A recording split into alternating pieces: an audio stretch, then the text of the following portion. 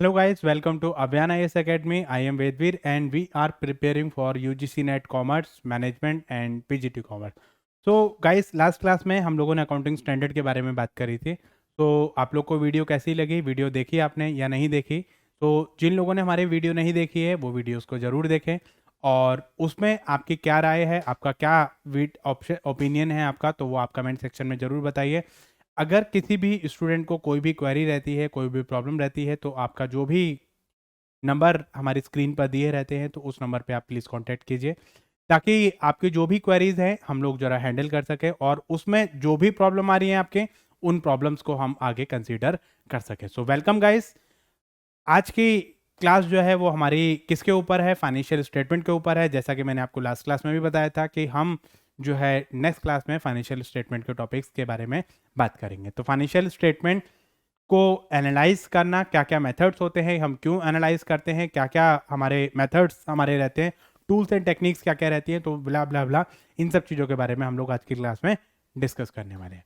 तो जो लोग हमारे चैनल पर न्यू हैं, हमारे चैनल को लाइक कीजिए, शेयर कीजिए, सब्सक्राइब कीजिए, ताकि इससे रिलेटेड जो भी हमारे नोटिफिकेशन है वो आपको मिलते रहें और इससे जुड़ी जो भी जानकारी है हमारी वो हम आप तक पहुंचाते रहें इजी सिंपल लैंग्वेज में।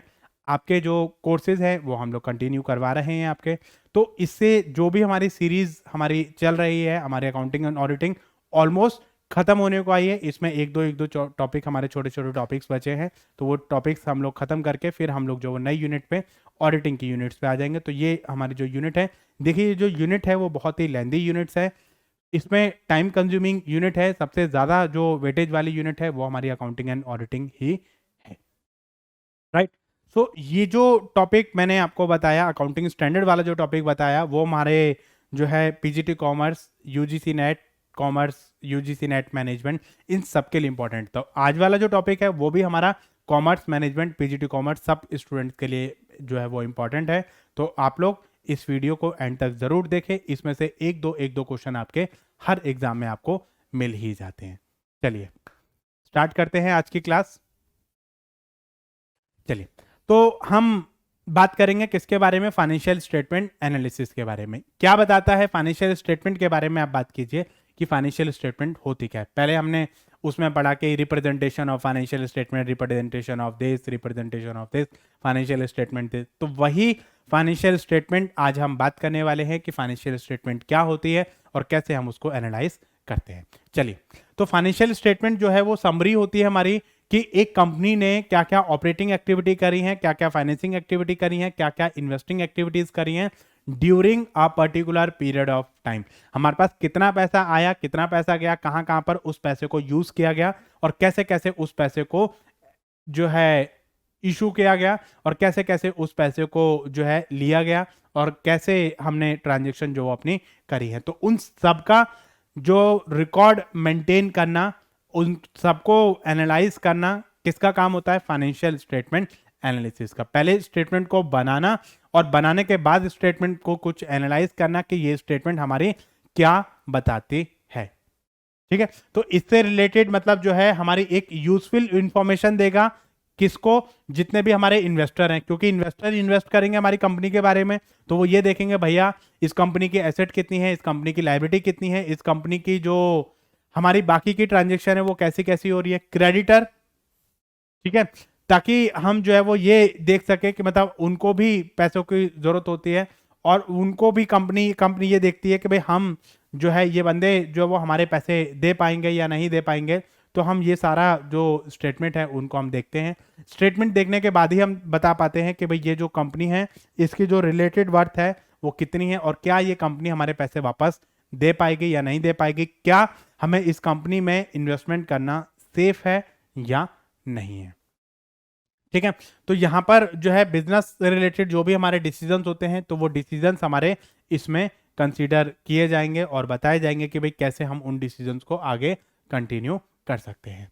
ठीक है, तो फाइनेंशियल स्टेटमेंट एनालिसिस जो है वो हमारे एक अकाउंटिंग डिवाइस होती है, एरिया होता है हमारे डिफरेंट डिफरेंट फाइनेंशियल स्टेटमेंट के जो यूजर्स होते हैं उनको बताने के लिए कि हमारे क्या क्या सरकमस्टांसेस हैं और किन किन सरकमस्टांसेस पे हमने अपनी आगे की ट्रांजेक्शन जो है वो करी है और आने वाले टाइम के लिए हमारी क्या क्या चीजें, क्या क्या प्रॉब्लम्स हमारे साथ रहने वाली हैं, प्रीवियस ट्रेंड हमारा क्या था, क्या क्या चीज़ें हैं हमारी, हमने कंपनी में क्या क्या जो इन्वेस्टमेंट, क्या क्या एसेट, क्या क्या लाइबिलिटीज़ हमने अपनी जनरेट करी हैं ड्यूरिंग द पीरियड, तो वो सारी चीज़ें हमारी यहाँ पर आ जाती हैं। चलिए, तो फाइनेंशियल स्टेटमेंट जो है वो हमारी क्या बताती हैं, ये हमारे डिसीजन लेने में हमारी हेल्प करेंगे और ये बताने में हमारी जो है वो कैलकुलेट करती है कि भाई जब भी हम आगे फ्यूचर में डिसीजन लेंगे इस कंपनी में हमें पैसा इन्वेस्ट करना सेफ है या नहीं है, तो ये चीज़ें हमें यहाँ पर बताती हैं और इसके अकॉर्डिंगली ही हम आगे की जो जजमेंट है वो अपनी करते हैं, बताते हैं कि भाई आगे आने वाले टाइम के लिए हमने जो भी स्पेसिफिक कॉम्पिटिशन्स हैं उसको बीट करने के लिए हमें अपनी फाइनेंशियल स्टेटमेंट को एनालाइज करना पड़ेगा, हमें देखना पड़ेगा कि हम किस एक्सटेंट तक अपना लेवल रखते हैं। ठीक है, तो फाइनेंशियल एनालिसिस जो है वो एनालाइज करता है हमारी फाइनेंशियल स्टेटमेंट को ताकि हम ये चीज चेक कर सकें कि कंपनी की जो प्रॉफिटेबिलिटी है वो क्या है, कंपनी की इंसॉल्वेंसी क्या है, कंपनी की डेट पेइंग कैपेसिटी कितनी है और कंपनी किस तरीके से वर्क कर रही है, कंपनी की जो मैनेजमेंट है वो कैसे वर्क कर रही है, उसके इफेक्टिवली वर्क कर रही है या एफिशिएंटली वर्क कर रही है, कितना उसका जो रेट है, परफॉर्मेंस उसकी कैसी है, तो वो चीजें हम यहाँ पर एनालाइज करते हैं। ठीक है, तो ये जो कंपनी है it is done to assess the financial status and performance of the entity. तो बेसिकली इससे हमें एक तो फाइनेंशियल स्टेटस तो हमें पता चलेगा ही चलेगा कि कंपनी का फाइनेंशियल स्टेटस क्या है और उसके साथ साथ कंपनी की जो पेइंग कैपेसिटी है यानी परफॉर्मेंस ऑफ द एंटिटी, वो चीज भी हमें यहाँ से पता चल जाती है। मतलब हम किसी कंपनी को क्या बता पाएंगे, कैसे बता पाएंगे कि भाई ये जो कंपनी है वो सही है या गलत है, इसने किस तरीके से काम किया है और कैसे उसने काम किया है, तो ये चीजें हमारी इसमें आ जाती है। नेक्स्ट, जब हम इसको अंडरस्टैंड करना मतलब ये देखना कि भाई हमारी जो फाइनेंशियल स्टेटमेंट को जब हम एनालाइज करेंगे तो उससे पहले हमें उसको अंडरस्टैंड करना पड़ेगा कि फाइनेंशियल स्टेटमेंट हमारी होती क्या है। तो क्या बताती हैं कि इसमें हमें दो चीजें हैं, एक तो हमारा एनालाइज करना और एक इंटरप्रिटेट करना। तो एनालाइज करना मतलब फाइनेंशियल स्टेटमेंट को प्रॉपर क्लासिफिकेशन करना, ये बताना कि भाई कौन सा आइटम आपका बैलेंस शीट में जाएगा, कौन सा आइटम आपका इनकम स्टेटमेंट का है और कौन सा आइटम आपका जो है फाइनेंशियल स्टेटमेंट का है। तो इस चीज को आइडेंटिफाई करना, उसको एनालाइज करना, क्लासिफाई करना एक पर्टिकुलर ऑर्डर में, एक पर्टिकुलर सीक्वेंस में, ताकि हम उसकी जो ट्रांजेक्शन है उसको सही जगह पे हम उसको प्लेस कर सके।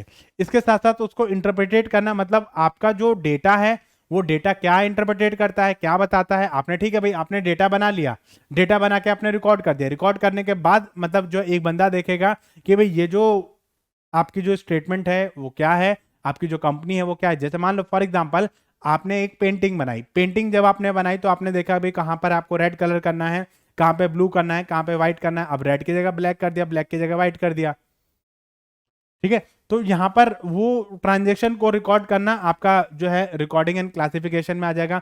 अब उसके बाद ये देखना कि सामने वाला बंदा क्या देखता है कि ये जो पेंटिंग है वो बहुत अच्छी पेंटिंग है, क्या कमियां हैं, क्या नहीं है, क्योंकि जब सामने वाला पर्सन जो वो उसमें इंटरेस्ट दिखाएगा अपने, तभी वो आगे उसको जज कर पाएगा।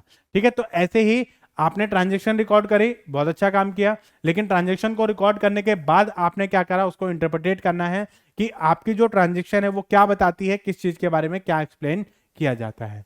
ठीक है, तो फाइनेंशियल स्टेटमेंट जो है बेसिकली एक रिलेशनशिप बताती है बहुत सारे फाइनेंशियल फैक्टर्स के बीच में और बहुत सारे फाइनेंशियल एलिमेंट्स के बीच में, ताकि हम ये चीज चेक कर सकें कि एक कंपनी की जो फाइनेंशियल पोजीशन है वो क्या है और उसकी जो फाइनेंशियल स्ट्रेंथ है वो क्या है और कैसे कैसे हम अपने जो फैक्टर्स हैं उसको हम आगे आने वाले टाइम के लिए रिप्रेजेंट कर सकते हैं।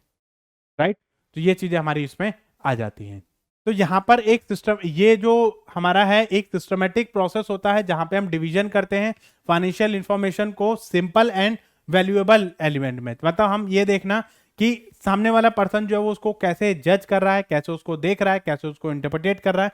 तो ये सारी चीजें हमारी इसमें देखना, और हम इंटर रिलेटेड एलिमेंट्स को अंडरस्टैंड करने की कोशिश करते हैं कि जितने भी हमारे एलिमेंट्स हैं उसको हम सही तरीके से अंडरस्टैंड कर सकें और देख सकें कि भाई हमारी जो फाइनेंशियल पोजीशन है वो क्या है और हमारी जो वर्किंग कंडीशन है वो क्या है, हम किस तरीके से उस पर वर्क कर रहे हैं। ठीक है, तो ये चीज हमारी इसमें आ जाती है। तो इसमें हमारा क्या रहेगा कि जितने हमारा बैलेंस शीट है इसमें कौन कौन सी चीज आती है ये ध्यान रखना। तो कई बार ये क्वेश्चन पूछ लिया जाता है फाइनेंशियल स्टेटमेंट एनालिसिस इंक्लूड, ठीक है, तो उसमें आपका पीएनएल यानी इनकम स्टेटमेंट, बैलेंस शीट यानी पोजिशनल स्टेटमेंट और कैश फ्लो स्टेटमेंट आपका, ये चीजें आपकी इंक्लूड हो जाती है। मतलब इसमें आपकी कैश फ्लो स्टेटमेंट बनेगी, बैलेंस शीट बनेगी और आपकी एनालिसिस ऑफ पीएनएल यानी इनकम स्टेटमेंट, इन सब चीजों को हम यहाँ पर इंक्लूड करने वाले हैं।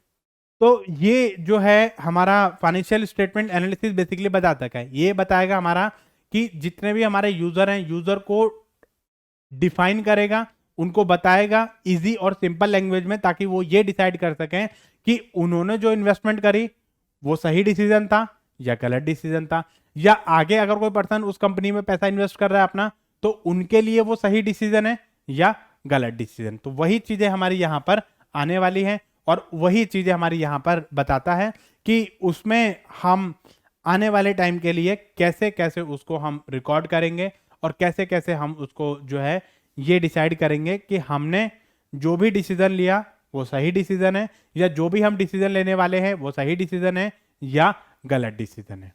तो इसकी इंपॉर्टेंस क्या रहती है, हम क्यों उसको एनालाइज करते हैं, इसके बारे में थोड़ी सी बात करते हैं।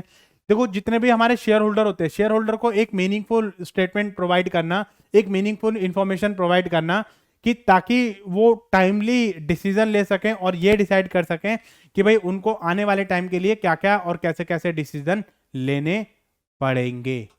ठीक है, ताकि हम ये डिसाइड कर सके कि भाई आने वाले टाइम के लिए उनके क्या क्या डिसीजन होने वाले हैं। डिसीजन और प्लान बनाने में हमारी हेल्प करेगा, मतलब ये बताएगा कि आने वाले टाइम के लिए हमें क्या क्या डिसीजन लेना है और उसके अकॉर्डिंगली हम प्लान बना सके। मतलब हमें दिख रहा है कि भाई हमारी फाइनेंशियल पोजीशन अच्छी नहीं है, या हमें दिख रहा है कि भाई हमारी जो इंसॉल्वेंसी है वो हमारी बढ़ रही है, या हम डेट पेइंग कैपेसिटी हमारी घट रही है, तो उसके लिए हम क्या क्या काम कर सकते हैं, वो हम सब जो वो फाइनेंशियल स्टेटमेंट एनालिसिस से ही हमें पता चलेगा और उसके अकॉर्डिंगली ही हम सारी चीजों को जज कर सकते हैं।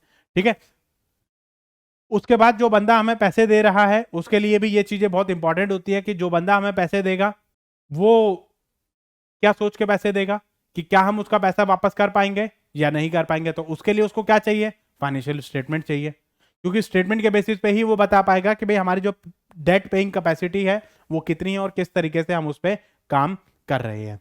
इन्वेस्टमेंट डिसीजन हमारा कैसा है, मतलब इन्वेस्टमेंट करना चाहिए या नहीं करना चाहिए, या ये कंपनी जो किसी दूसरी कंपनी में पैसा इन्वेस्ट करेगी तो वो उनका प्रॉफिटेबल डिसीजन रहेगा या नहीं रहेगा। तो उसके लिए हम जो वो इन सब चीजों के बारे में जज करते हैं। मान लो मुझे भी अगर किसी कंपनी में पैसा इन्वेस्ट करना है तो मैं भी 10 बार डिसाइड करूंगा कि भाई मेरा जो पैसा है वो सही तरीके से काम कर रहा है या नहीं कर रहा है, मैं आगे जो वो किस तरीके से उस पर काम करूंगा।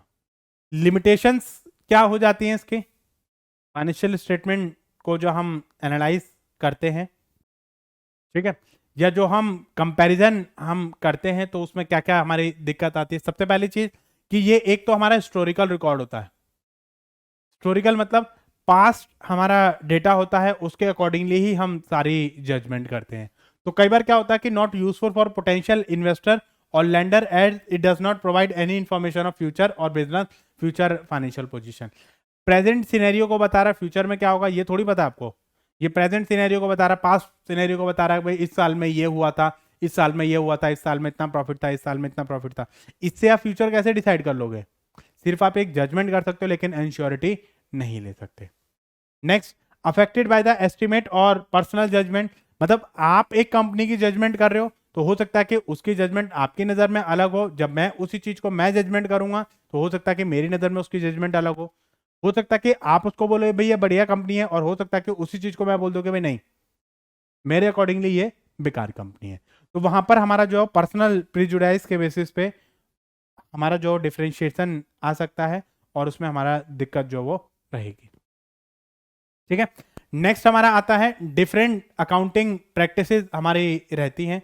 जैसे कई बार क्या होता है कि डिफरेंट डिफरेंट पर्सन, मतलब जो है हमें देखना पड़ता है कि डिफरेंट डिफरेंट अकाउंटिंग बेसिस होते हैं, जैसे हमारे अलग अलग मेथड्स होते हैं, वहां पर फिर हमें दिक्कत होती है, फिर उसको कंपैरिजन करना और उसमें एनालाइज करना। जैसे एक साल आपने कोई और मेथड यूज कर लिया, दूसरे साल आपने कोई और मेथड यूज कर लिया, तो वहां पर हमारा जब मेथड हम चेंज करते हैं तो वहां पर हमारी दिक्कत आ जाती है, कंपैरिजन करने में बहुत दिक्कत रहती है। क्वालिटेटिव एलिमेंट्स आर इग्नोर्ड, क्योंकि यहाँ पे सिर्फ क्वांटिटेटिव एलिमेंट की बात करेगा, क्वालिटेटिव जो एलिमेंट है उसको हम इग्नोर कर देते हैं। मतलब उसमें ठीक है भाई ऑनेस्टी है, पंचुअलिटी है, इसका कोई यूज नहीं रह जाता। यूज किसका रह जाएगा, सिर्फ कितना प्रोडक्शन किया, कितनी सेल करी, कितना प्राइस था, कितना प्रॉफिट हुआ। ठीक है, प्राइस लेवल में आपका चेंजेस क्या क्या हुआ है, उन सब चीज़ों को कोई नहीं देखता कि भाई प्राइस कितना बढ़ा, आपका इन्फ्लेशन आपका कितना आया, तो वो सब चीज़ें यहाँ पर कोई भी चीज़ इग्नोर, ये सब चीज़ों को इग्नोर कर दिया जाता है। Next, can not meet the purpose of all parties. एक पार्टी कुछ और चाहती है, दूसरी पार्टी कुछ और चाहती है, इसके हिसाब से हम सबकी रिक्वायरमेंट को तो फुलफिल नहीं कर सकते। भाई आपकी जो एक्सपेक्टेशन है, अब शेयर होल्डर कुछ और चाहते हैं, क्रेडिटर कुछ और चाहते हैं, डेटर कुछ और चाहते हैं, लेंडर कुछ और चाहता है। ठीक है, तो यहाँ पर जो है सब चीज़ों को एक साथ में जज कर पाना, सब चीज़ों को एक साथ में देख पाना बहुत मुश्किल काम हो जाता है, और इसके साथ साथ में हम जो चीज़ें हैं उनको हम जज नहीं कर पाते, हमारे लिए देखना इन सब चीज़ों को जो प्रॉब्लमेटिक हो जाता है। नेक्स्ट आपका रहता है एग्रीगेट इंफॉर्मेशन। ठीक है, इसमें हमारी जो है एग्रीगेट इंफॉर्मेशन हमारा देता है, सिंपल सिंगल इंफॉर्मेशन आपका नहीं देता, क्योंकि एग्रीगेट इंफॉर्मेशन और एग्रीगेट प्रेजेंटेशन के बारे में ये बताएगा, ओवरऑल के बारे में बताएगा, इंडिविजुअल के बारे में नहीं बताएगा।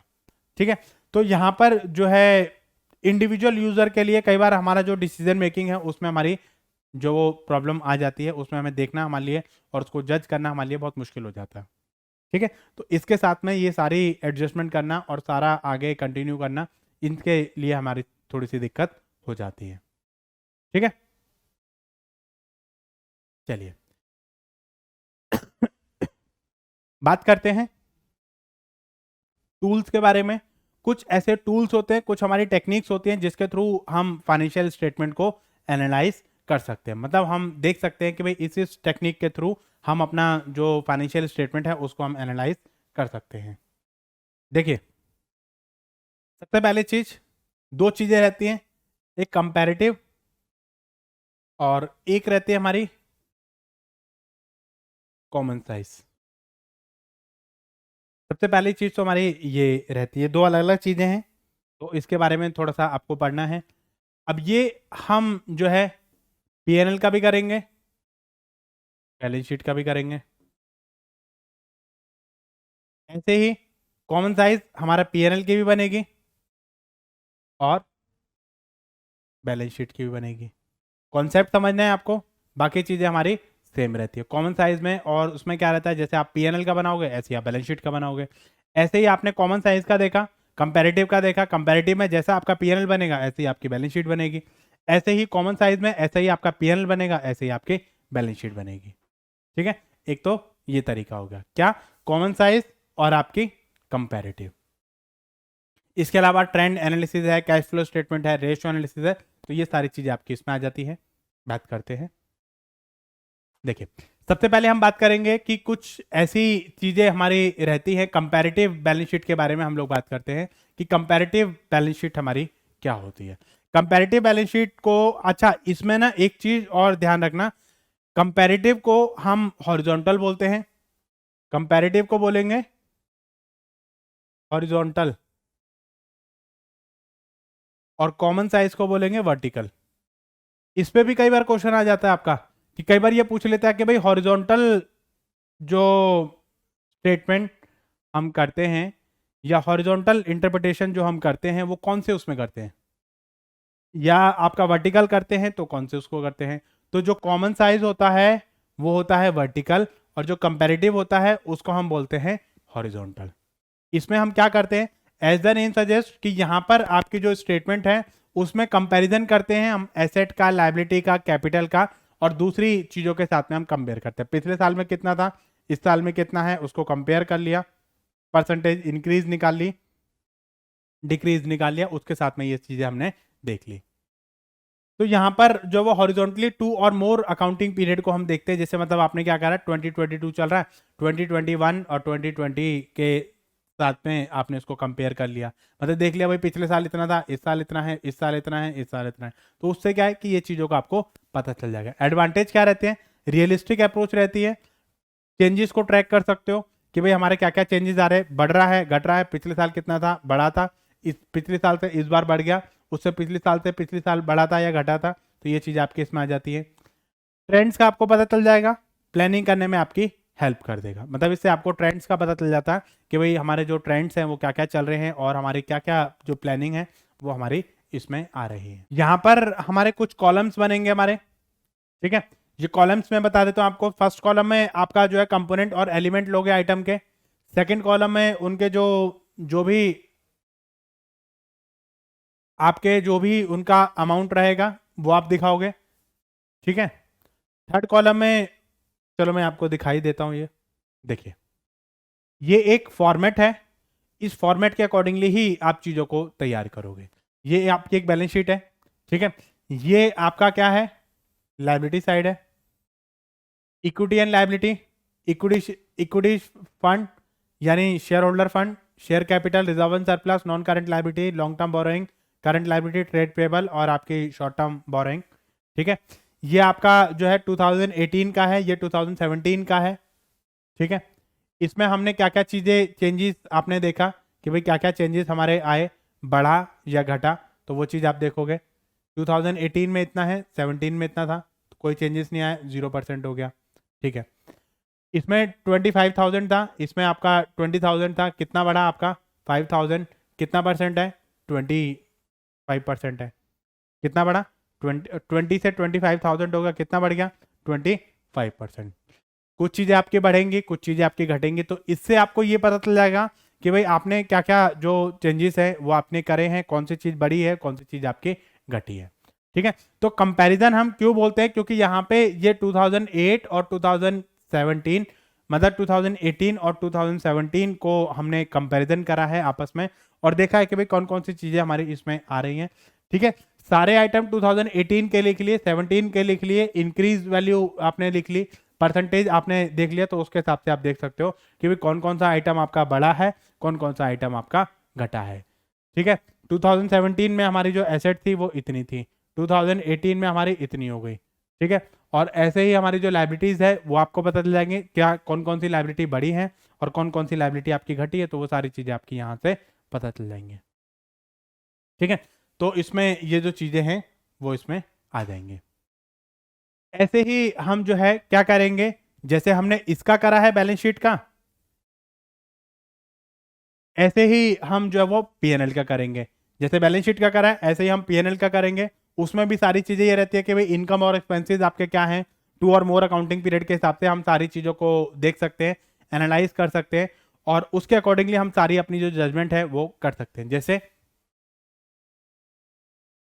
यहाँ पर ये जो है, जैसे रेवेन्यू फ्रॉम ऑपरेशन दे दिया 2012-13 दे दिया, इंक्रीज देख लिया, डिक्रीज देख लिया, परसेंटेज चेंजेस आपका कितना हुआ, अदर इनकम, ठीक है, cost of material consume, purchase, stock, जो जो आपके जो चीजें हैं, फाइनेंस कॉस्ट, डेप्रिसिएशन, अमोर्टाइजेशन, ये जो है सारा, ठीक है। प्रॉफिट बिफोर टैक्स और आपका इनकम टैक्स आपका कितना आया, प्रॉफिट आफ्टर टैक्स कितना आया, ठीक है, कितना बढ़ा कितना घटा। तो यहाँ पर जब वो हम किसको देख रहे हैं, यहाँ पर हम देख रहे हैं इनकम स्टेटमेंट को। पहले हमने किसको देखा था, पहले हमने किसको देखा, बैलेंस शीट को। तो वो सारी चीजें, कॉन्सेप्ट हमारा सेम रहेगा, आइटम हमारे बदल जाएंगे। इनकम स्टेटमेंट में हमारे जो पीएनएल के आइटम आ जाएंगे, पोजिशनल स्टेटमेंट में बैलेंस शीट के आइटम आ जाएंगे, कॉन्सेप्ट हमारा सेम है। नेक्स्ट आता है common size balance sheet. Common size balance sheet में आपका क्या रहता है कि जितने भी आपकी जो चीजें हैं उसको आप परसेंटेज में दिखाओगे, किस चीज के रिलेशन में, of each asset, liability of the total asset, और जो टोटल लाइबिलिटीज है उसको हम परसेंटेज में रिप्रेजेंट करेंगे कि ये इसका इतना परसेंट है, 20% है, 30% है, 40% है, पहले कितना था अब कितना परसेंट हुआ है, तो उसके हिसाब से हम उसको रिप्रेजेंट करेंगे, एक बेस बनाएंगे और बेस के अकॉर्डिंगली आप उसको रिप्रेजेंट करोगे। In this statement total asset और total equity liability are the taken as 100, मतलब आप टोटल एसेट्स और जो टोटल लाइबिलिटी है उसको आप क्या मानोगे, 100 मानोगे, बाकी फिगर को उसके हिसाब से आप रिप्रेजेंट कर दो। कई बार ये पूछा जाता है कि कौन सी ऐसी स्टेटमेंट होती है जहां पे आप टोटल एसेट को आप उसमें परसेंटेज में कन्वर्ट कर देते हो, मतलब जितनी भी एसेट्स होती हैं आप सबको उसमें कन्वर्ट कर दोगे परसेंटेज में और उसके हिसाब से आप उसको कंपैरिजन करोगे, बताओगे कि भाई कौन सी चीज बड़ी है और कौन सी चीज आपकी घटी है, ठीक है। If such statement is prepare for different period it helps in highlighting the trends in different item, मतलब इसमें हर एक आइटम का आपको पता चल जाएगा कि कौन सा आइटम आपका कितना परसेंटेज बढ़ा, कितना परसेंटेज आपका घटा, पिछली साल कितना परसेंटेज था और इस साल आपका कितना परसेंटेज है, तो वो सब चीजें आपको यहां से पता चल जाएंगे, ठीक है। ओके, नेक्स्ट आपका जो है वो, इसमें हमारा जो कंपैरिजन अगर हमें करना है, इंटरफॉर्म कंपैरिजन करना है या इंट्राफॉर्म कंपैरिजन करना है, तो उसमें हमारी हेल्प करेगा ही करेगा। ठीक है, जैसे मैंने आपको एक एग्जांपल दिया है, ये एक बैलेंस शीट है, ठीक है। इसमें हमने जो है इसको, ये जो हमारी एसेट है इसको हमने क्या मान लिया, 100% मान लिया। अब इसका जो वो ये हमने 100% मान लिया, इसका ये परसेंटेज देख लिया कितना परसेंटेज है। कैश का देख लिया हमने, अकाउंट रिसीवेबल का देख लिया, इन्वेंट्री का देख लिया, total current asset, total fixed asset, यहाँ पे हमने परसेंटेज देख ली।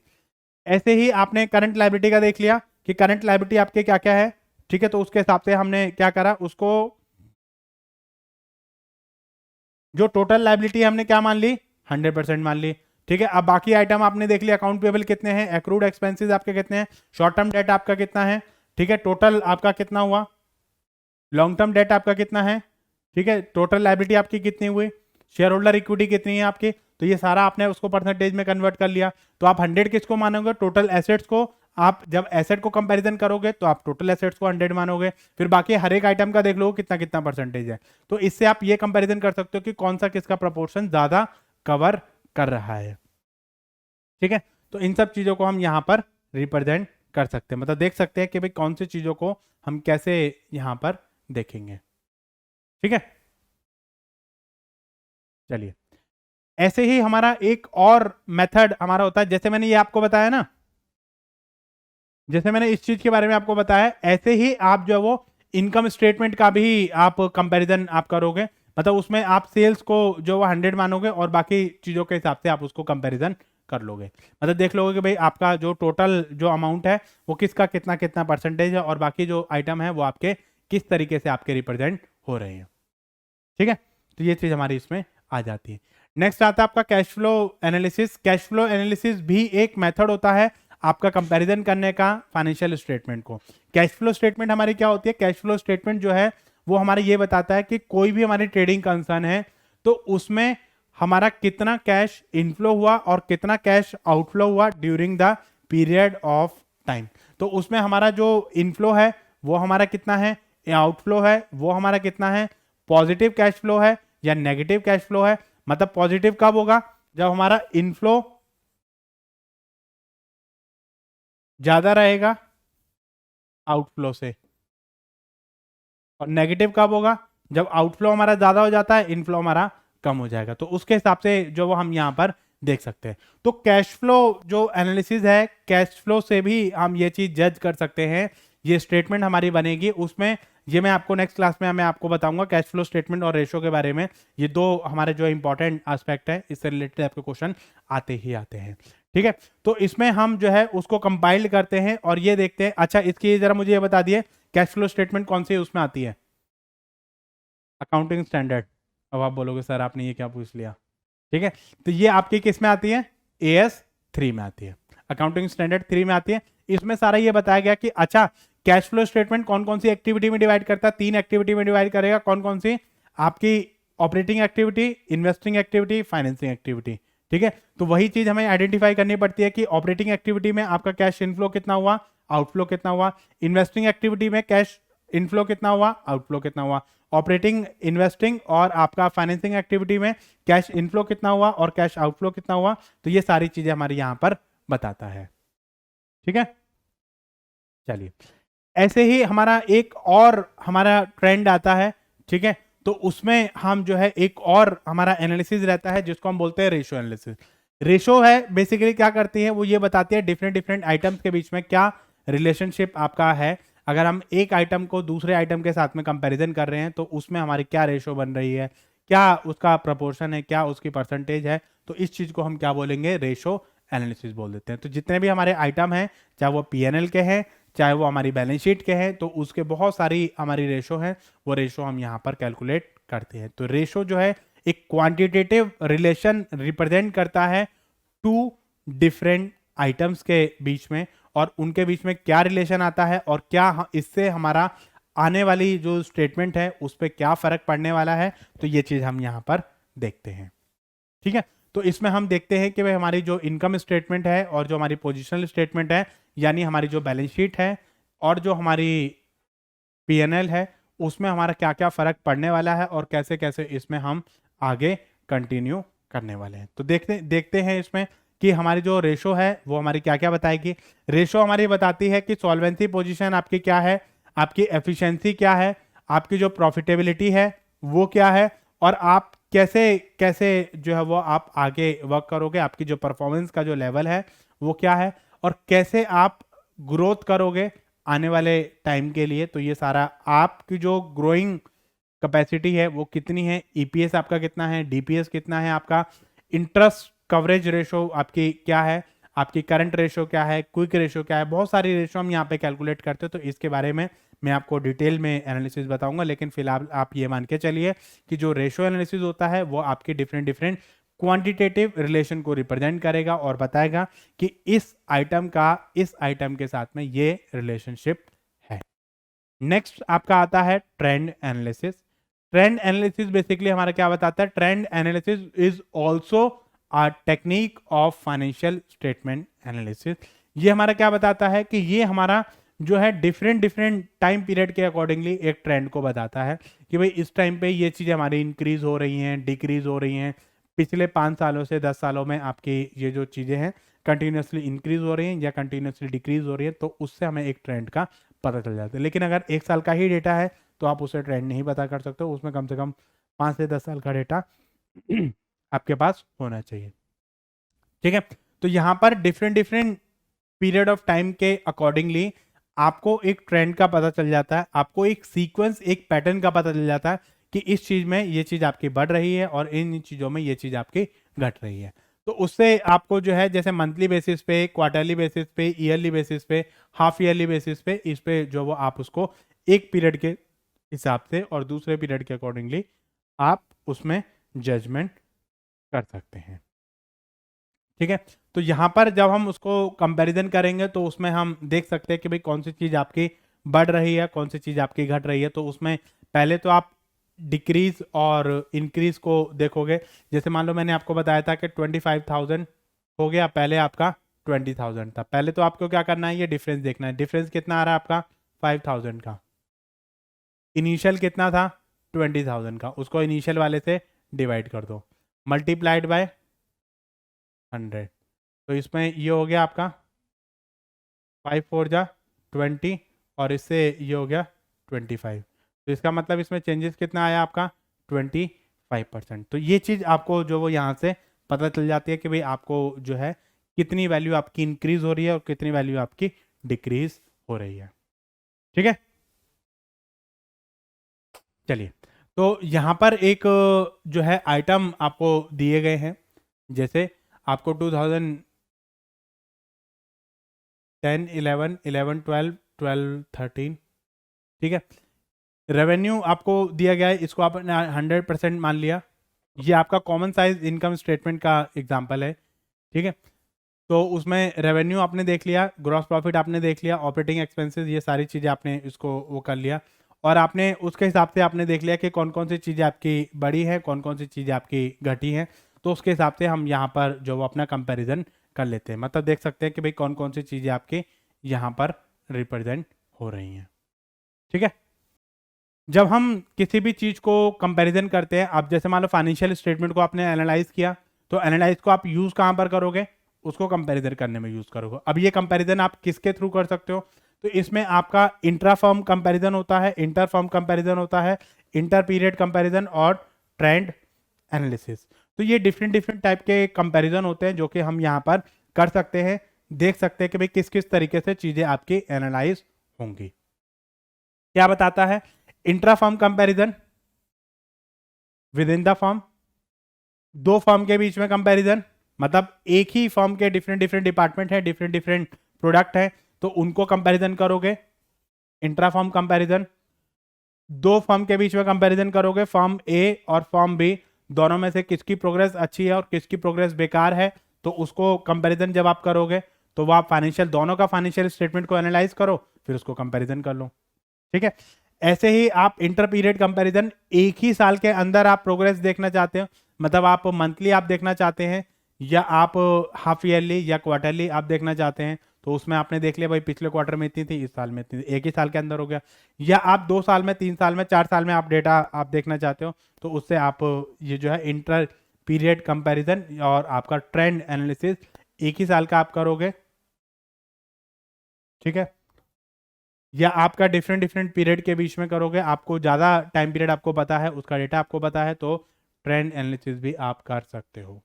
ठीक है, तो इससे हमें ये पता चल जाएगा कि भाई हम जो कंपैरिजन है वो कहाँ कहाँ पर कर सकते हैं, कैसे कैसे हम कंपैरिजन कर सकते हैं। तो ये सब चीज़ें आपको यहाँ से पता चल जाएंगी।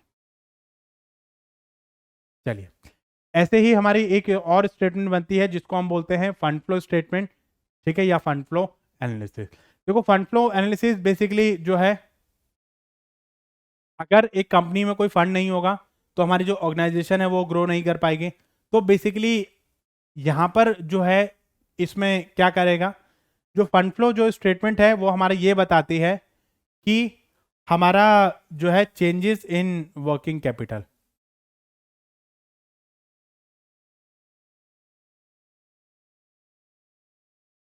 Changes in working capital for a particular period of time. ठीक है, तो हमारा जो वर्किंग कैपिटल है उसमें हमारा चेंजेस क्या क्या आ रहा है, कैसे कैसे उसमें चेंजेस आ रहे हैं, तो वो चीजें हमें यहाँ पर देखनी पड़ती है। अब ये इसमें आपका क्या आ जाएगा, वर्किंग कैपिटल में current assets minus current liability. तो ये सब चीजें आपको यहाँ से पता चल जाती है, मतलब देखना पड़ता है आपको करंट एसेट्स कितनी है, आपकी करंट लायबिलिटी कितनी है, उसमें क्या क्या चेंजेस आपके आ रहे हैं, तो वो सब चीजें आपको यहाँ से पता चल जाएंगी। मतलब हमें देखना पड़ता है कि भाई कौन कौन सी एसेट्स जो है हमारी इसमें आ रही है, कौन कौन सी लायबिलिटी आपके यहाँ पर आ रही है, और उसको हम कैसे रिप्रेजेंट करेंगे। तो उसको रिप्रेजेंट किस तरीके से करना है, ये चीज़ें हमारी यहाँ पर आ जाएंगी। ठीक है, चलिए, इसमें कुछ क्वेश्चंस हैं आपके, वो क्वेश्चन आप देख लेते हैं इसी से रिलेटेड। ये सारे जो मैंने आपको बताया, जैसे मैंने आपको क्या बताया, कॉमन साइज बताया मैंने आपको, कंपैरेटिव आपको बताया, रेशियो एनालिसिस बताया, ट्रेंड एनालिसिस बताया, और आपको फंड फ्लो स्टेटमेंट बताई। ठीक है, तो रेशो और जो कैश फ्लो है इनको आपको डिटेल में पढ़ना है, क्योंकि इनसे रिलेटेड भी आपके क्वेश्चन आते हैं, ये आपके सेपरेट टॉपिक्स भी हैं। ठीक है, तो क्या कहता है, dash is the statement which indicate the relationship of different item of financial statement with the some common item by expressing each item as the percentage of the common item. यहां पर हम एक कॉमन आइटम लेंगे और common item के हिसाब से हम वहां पर परसेंटेज में कवर कर लेंगे। बहुत ही सिंपल और आसान क्वेश्चन है, और इस ये क्वेश्चन जो वो आपका आया हुआ क्वेश्चन है, सिंपल है, बता सकते हो, बताइए। देखिए, ये मैंने अभी आपको बताया था कि भाई यहाँ पर जो हम क्या करते हैं, एक कॉमन आइटम लेंगे, कॉमन आइटम को हर एक आइटम के हिसाब से कंपैरिजन कर लेंगे कि ये इसका इतना परसेंटेज है, ये इसका इतना परसेंटेज है, ये इसका इतना परसेंटेज है। ठीक है, तो कॉमन आइटम जब आपने ले लिया तो इसमें आंसर क्या आएगा आपका, कॉमन साइज स्टेटमेंट। ठीक है, तो उसके अकॉर्डिंगली आपने जो यहाँ पर कंपैरिजन कर लिया, देख लिया कि किस किस की स्टेटमेंट आपकी कितनी रहने वाली है, और उसके हिसाब से चीजों को हम कंपैरिजन कर सकते हैं। ठीक है, चलिए, नेक्स्ट क्या कहता है, analysis of the process of determining and interpretation of numerical relationship between figure of the financial statement.